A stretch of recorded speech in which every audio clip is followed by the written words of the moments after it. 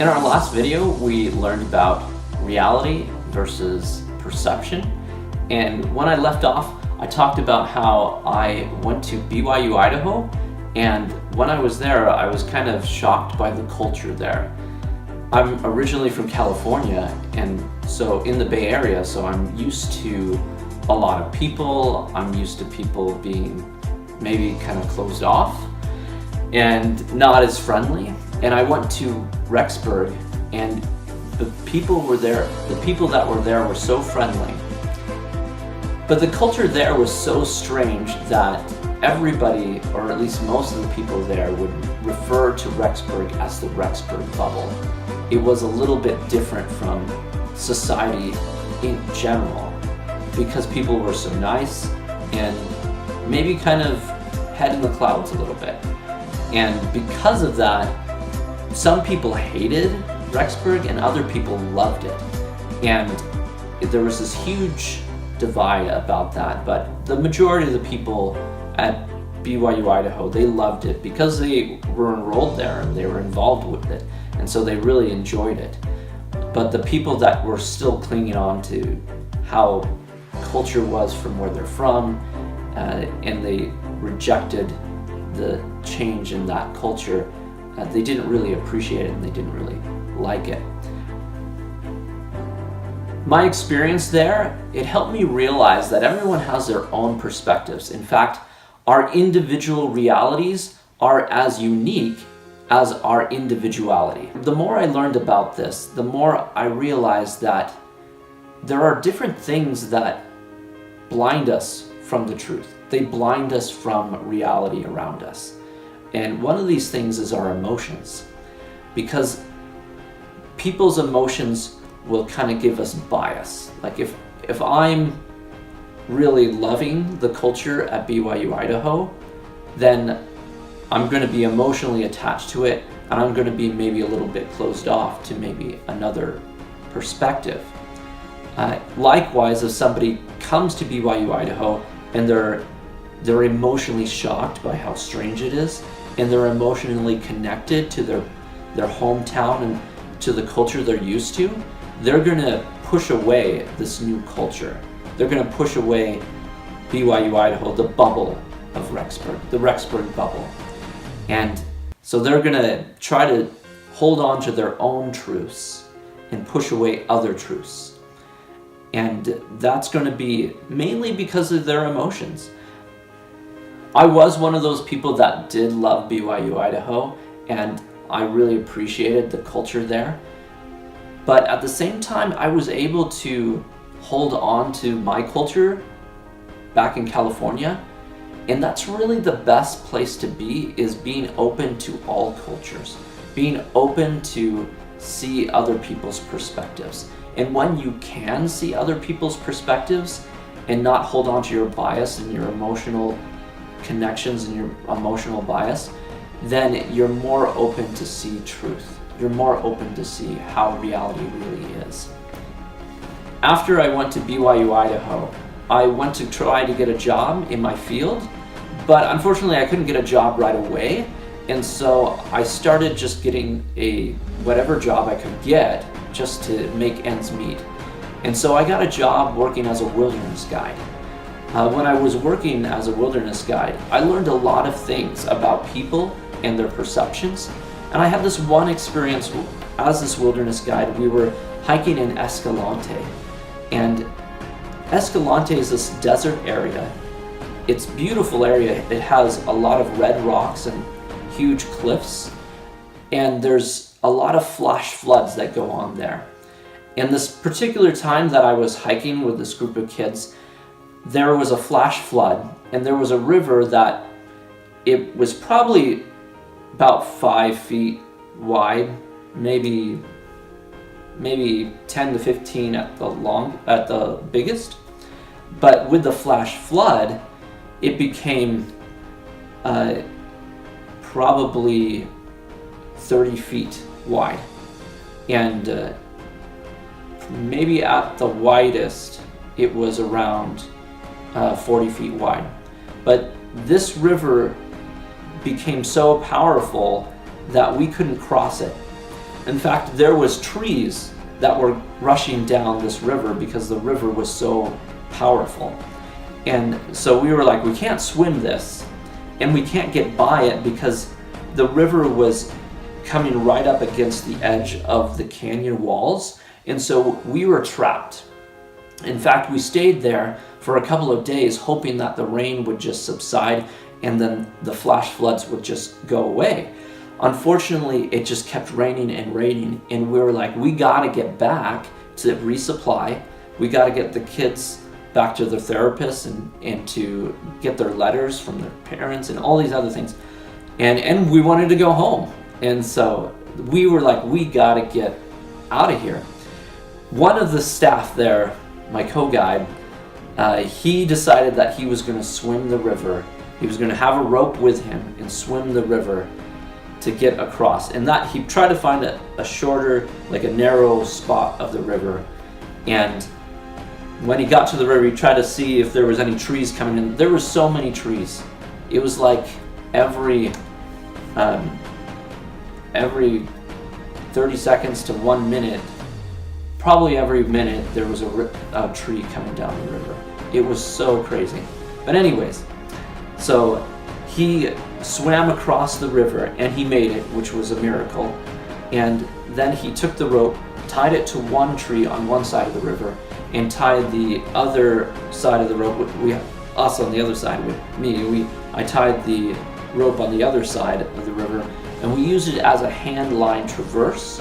So we clipped ourselves into harnesses onto the rope and we pulled ourselves across the river. But while we were doing this, there was two kids. One, well, it's not really his name, but we'll call him Donald, and the other kid, we'll call him Mickey.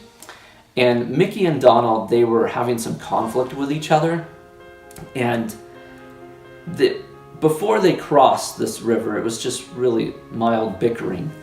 But then they got to the other side, and keep in mind, they got to be pretty heated if they're arguing with each other while they're trying to traverse a river with trees passing by, and they're going over it. It was pretty dangerous, and well, I guess we made it safe, actually, pretty safe because we were harnessed in, but it was something that could create some anxiety. But even with that, their frustrations and argument overpowered that anxiety and that fear that could have naturally been happening in that situation. In any case, they got to the other side of the river, and Mickey said something about Donald's drug problems, and Donald lost it, and he went charging towards Mickey. Fortunately, my co-guide that was with me, he was a pretty big guy. He was 300 pounds, 6 foot, solid muscle. He grabbed Donald and tried to hold him to prevent him from killing Mickey, really. And later, my co-guide, he told me that it took all of his strength to keep Donald from moving, keeping Donald from killing Mickey. And really, that for a pure muscle guy, 300 pounds, that kid was really angry. Anyways, so I separated Mickey from Donald, and eventually Donald was able to calm down. And we finally got to a point that we could start hiking again to get out, but not together. We needed to keep those kids separated. And at night we wanted to keep them separated too, because they were still pretty furious at each other. So I was on the one side of the camp with Donald, and my other guides, they were on the other side of the camp with Mickey. But I was in my sleeping bag next to Donald, and Donald came to me and he said, "Hey Aaron, I got a problem. I don't know what to do. Whenever somebody ever says something about my drug problem or makes fun of my little brother, I lose it. I have no control. It's as if I lose control of my body and I just attack." And at the time I was like, this is great. I can talk to him. I can help him through this. but I was really tired. It was a long day, and we had a long day ahead of us. So I said, Donald, I have some stuff that can help you out, but let's talk about this later. I need to go to sleep, you need to go to sleep. So we did, and then 2 days later, he came up to me again and said, Aaron, hey, I really need some advice. I really need some help with this. And I said, okay, let's talk about this. And we talked about how the subconscious will program our subconscious to do things in our behalf. Really, the conscious mind is pretty lazy when you come down to it. If the conscious mind has the choice, it's going to pass on all the responsibilities onto the subconscious. The subconscious, on the other hand, it's not really smart, the subconscious, but it's a really hard worker. If you give a task to the subconscious, it's going to do its hardest to make that work. It's going to do everything it can, even if it turns out that it isn't the best decision, but it was told what to do and it's going to do it no matter what. And with that, I taught Donald how you program the subconscious mind. And the way that the subconscious mind works, let's imagine like going from point A to point B. So let's say going from home to work. Every day you do the same thing, going from home to work, work to home. In that journey, you've done that so many times that your conscious mind says, you know what? I'm sick of doing this. I'm going to give this responsibility of driving to work to the subconscious because I've done this so many times, I'm bored of it. And so the subconscious takes over to the point that one day you drive from home to work and you realize, I can't even remember driving to work. I can't remember anything I did. In fact, where in the world did I park my car? But fortunately, your subconscious parked it, and so it's in the same place you've always parked it. There are 4 steps to program the subconscious state of mind. The first step is to identify what you want. For the case of Donald, he wants to not fight. He wants to be able to hear the words or hear about his drug problem or his little brother without getting into a fight. For many of us, we're going from point A to point B. We want to know what we want to get in life from going from point A to point B. Because we're passing by, when we go from point A to point B, we're passing by the girl of our dreams, the job of our dreams, the financial opportunity of a lifetime. And so what do you want? Number 2 is to identify what it's going to look like. I usually recommend for you to imagine 5 different opportunities that you could recognize when it comes up to you. So, for example, if it's a job opportunity, maybe imagine running into somebody from the job that you want to work for. Or for the case of Donald, he wants to imagine what it will look like for an opportunity not to fight.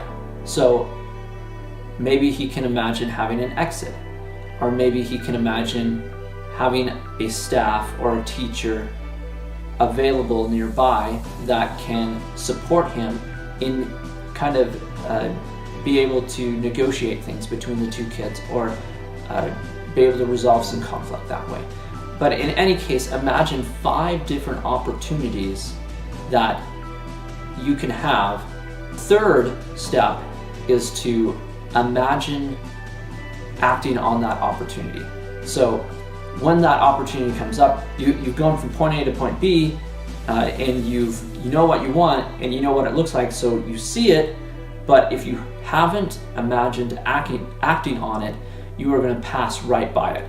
So imagine at least 5 different opportunities, or how to act on those 5 different opportunities. So that's going to be 25 different ways that you're going to act on that opportunity. So 5 ways to act on an opportunity for each of those 5 opportunities that you have. And then, of course, the 4th step is to tell everybody that you know. Tell as many people that you know about what you want. Unfortunately, a lot of people, they do the opposite. They will talk about what they don't want. They'll complain about the lousy job. Or I actually heard a story about this one guy who complained about not investing in Microsoft. And he would tell everybody he met, like, only if I invested in Microsoft 30 years ago, I would have been rich today. And he keeps dwelling on that. And because he keeps dwelling on that, he keeps getting the same results that he's been getting all along. So instead of focusing on not getting the stock that you wanted to invest in, instead of focusing on not having a great job, in fact, imagine and describe to the people around you, I want to get this opportunity. I want to invest in a good stock. And because of that, then people around you, their subconsciouses will be working in behalf of you. So it's not just your subconscious, now it's everybody else's subconscious helping you out. And when you do this, it will create luck in your life. You'll start feeling as if things are starting to go your way, because it's not just your subconscious working for you now, it's everybody you know. Since we're on the subject of the subconscious, I want to talk a little bit about how other people persuade you. So when I was a little kid, I was watching this TV show, and in the TV show there was somebody that went to shake the hand of this little boy who was a little bit of a germaphobe, and he said, "Oh, I'm sorry, I don't do flesh on flesh."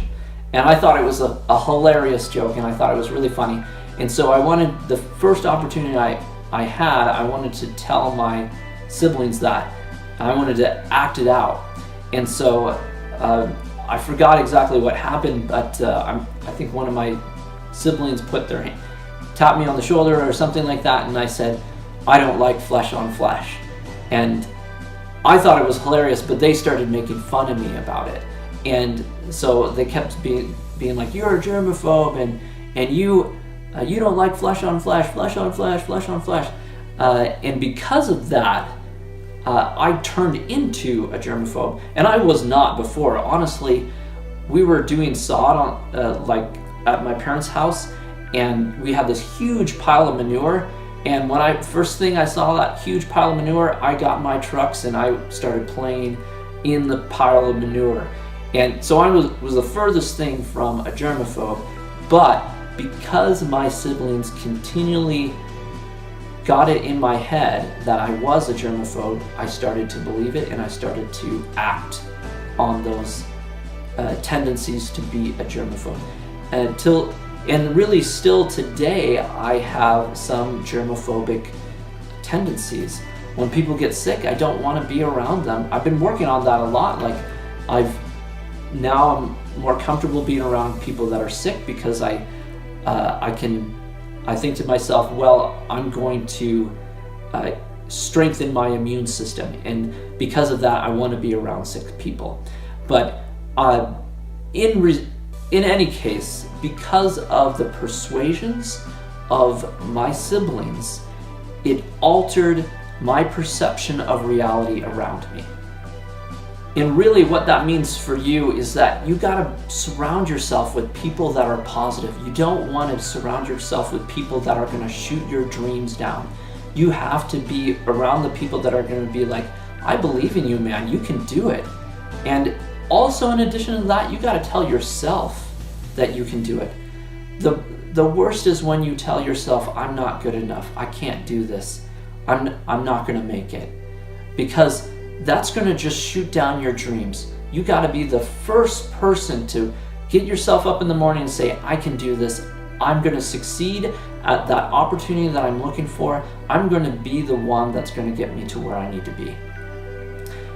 On that note, I wanna talk a little bit about thinking errors. So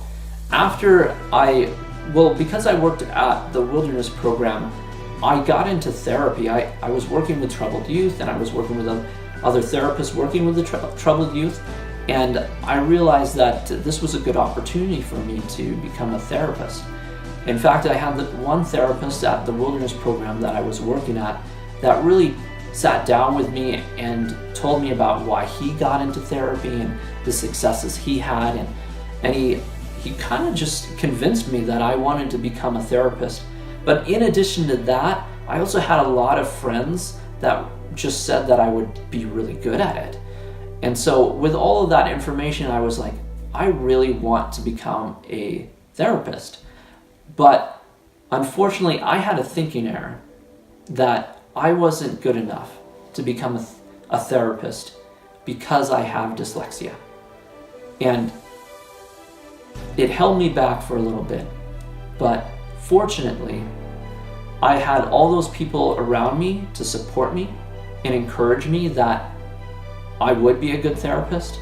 I also, around that time, I published my first book, Nature of the Mind, which gave me the confidence that even though I have dyslexia, I can do great things like write a book. And with all of that, I decided, you know what, I'm going to become a therapist. I'm going to go to school. But it was a really scary thing for me because getting that master's degree was a huge investment. And the chances of me succeeding, I was terrified. I thought I was going to lose all of this money because of I was going to fail at graduating from my master's degree, and I was afraid I wasn't going to succeed at passing the licensing test. But fortunately, through the grace of God, I was able to do that. I do have to give the credit to God for helping me to pass the last licensing test and passing my master's degree. I know that I put a lot of effort in, and I had the support of my wife that read a lot of books for me, and friends that were reading for me, but ultimately I have to give my thanks to God because I know that I could have never have done this without Him. But in any case, I was able to become a therapist, and I started working with some clients.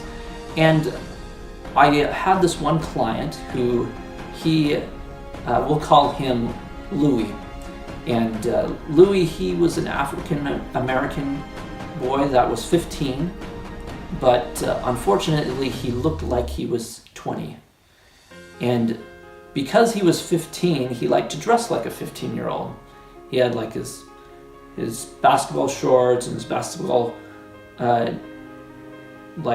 shirts and everything, and he had his little bling that he would wear, and which was pretty normal for a 15-year-old. And he'd go around on his BMX bike, but because he looked like a 20-year-old wearing bling and basketball clothes and on a BMX bike, he was often profiled by police officers.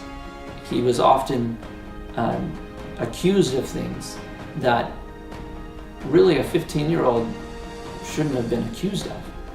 And he did get into some legal problems because of this. He also, it wasn't just the police that he had trouble with. There was a lot of older kids that would get him into trouble because they saw him and saw that he looked like he was an older kid. They thought that he was somebody that would be fun to hang around with, but it turned out that it just kept getting him into trouble. And then he would go to court, and he would be dressed like a 15-year-old and looking like a 20-year-old, and they would judge him unfairly. And because of that, this is something that everybody struggles with at some point. Not that specific problem, but everybody, their personalities are developed by both their genetics and the way that they're raised.